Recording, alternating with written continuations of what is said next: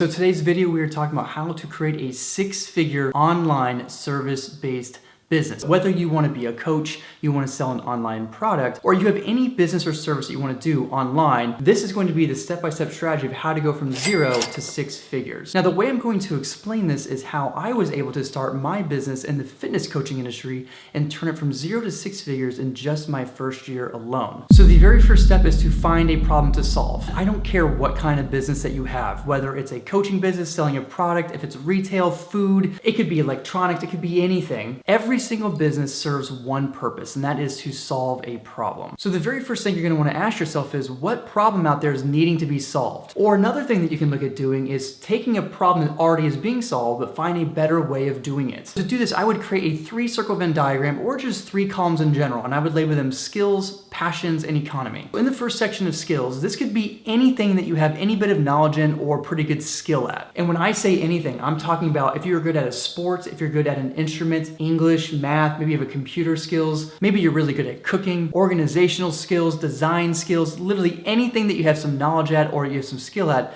you would want to write this down in this column. Now, the other thing to keep in mind is that even if you don't have any particular skills, you could ask yourself, what skill am I willing to learn? There are literally an endless amount of skills out there that you could learn simply going online. And I have ran across tons of people who literally have picked something like, website design, graphic design, simply went online on things like YouTube or Instagram and stuff, learned everything that they could in a matter of 1 to 2 weeks, and then turned around and then started their own business offering these services. If you really have no idea where to start, I would suggest going to websites like Fiverr or TaskRabbit. Find one that seems kind of exciting to you that you're willing to learn, spend a week or two really diving into it, learning as much as you can, and then you're going to want to start offering that service. The next column is going to be your passions column. And for this one, you really want to be asking yourself, what am I most passionate about? What really excites me? What fuels me? What brings me energy? You're gonna have a lot of hours put in trying to build this up. It's not gonna be just create something and go. So you wanna find something that you really, really love doing and that you can put some time at. So the key here is just to write down every single thing that you are most passionate about that excites you. Now, once you have your skills and your passions written down, now it's time to kind of see where they intersect. So for me, when I was going under my skill sets, I found fitness and nutrition was on my list, and also on my passion side, fitness and nutrition was also there. So what this meant was that this could be a potential opportunity to create some sort of service-based business. Now, maybe you find under your skill set, you're really good with computers and technology and design, and you also have a passion for things like social media, multimedia, and things like that. Well, that means that maybe you could go and start to create a service-based business around creating graphics or motions or even editing. Maybe you have a skill set in cooking and you love writing or maybe even talking on camera, but you also have a passion for things like cooking and social media. Well, maybe you could start a blog or a YouTube channel or offer online cooking classes. Seriously, the combinations are absolutely endless. You just need to first understand what are my skills and then what are my passions. Now that you have some of your pairings, the next step is economy. And economy is all about what would someone be willing to pay for this. Now, this is a very important step because perhaps maybe you have a skill set in underwater basket weaving and maybe you're actually really passionate about underwater basket weaving. The problem though is that no one's gonna wanna pay for this.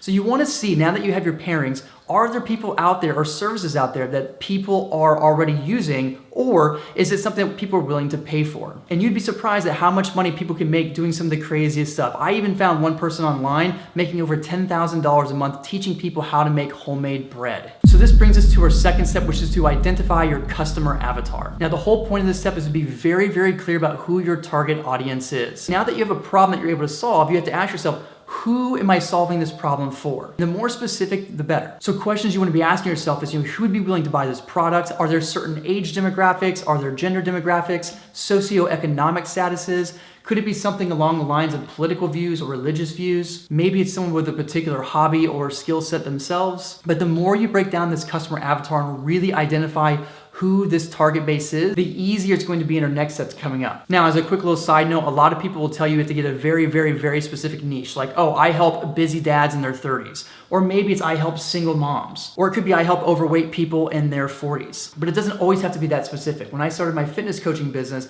I had pretty much anybody of any age, gender, or background. Now, the third step on our list is to create your offer. Guys, this is a super important step because your offer is the thing that's going to really set you apart among amongst the crowd. Your offer is your customer's way of really understanding who you are, what problem you solve, and whether or not they're going to be a particular fit for the product or service that you're providing. So this is why our customer avatar was so important. We can interlace our customer avatar into our offer. It's gonna really make you stand out. When your potential customer sees your offer, they should know exactly what's being offered, exactly what they're getting, what kind of result they may be getting, or exactly what kind of product or service they're going to be receiving for this particular amount of money. So the fourth step on our list is to find your audience. So now that we've determined what problem that we're solving, we know exactly who we're targeting, and we have a very precise offer, it's time to go out there and find your audience. Just because you've done all this work and created a particular program, or maybe you went out there and you created a product, or you're doing some sort of drop shipping or something, just because you did all this work does not mean that people are gonna be flocking to the masses to buy your stuff. So you have to find them. My recommendation first is asking yourself, where are my customers at currently? Are they on any social media platforms? Things like Instagram, Facebook, TikTok, LinkedIn. Could it be Pinterest, any blogs, Reddit, any forums? You wanna get a very specific list of every place that your potential customer is going to be. Now this brings us to our fifth step, which is to engage and nurture. The key to creating a very, very successful online business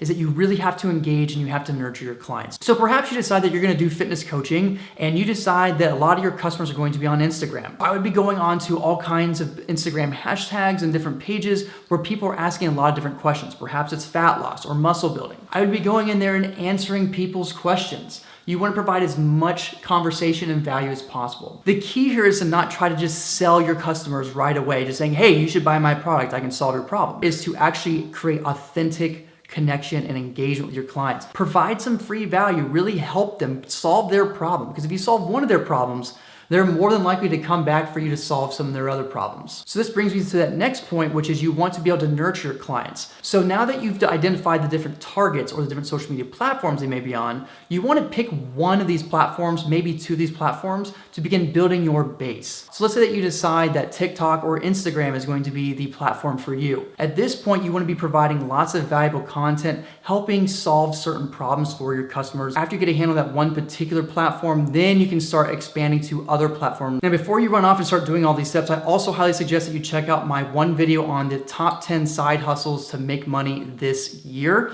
It's gonna really help you also get some other ideas on how you could be making money and also some maybe ideas on that kind of business that you may wanna create. But those are the steps that you wanna take. Any type of business that you wanna do, whether it's online, service-based, or even an in-person business, those are the steps that are gonna help you start from zero to launching into a six-figure online business. If this video gave you some value, please be sure to smash the like button, hit the subscribe button as well. Let's get out there and let's build that dream.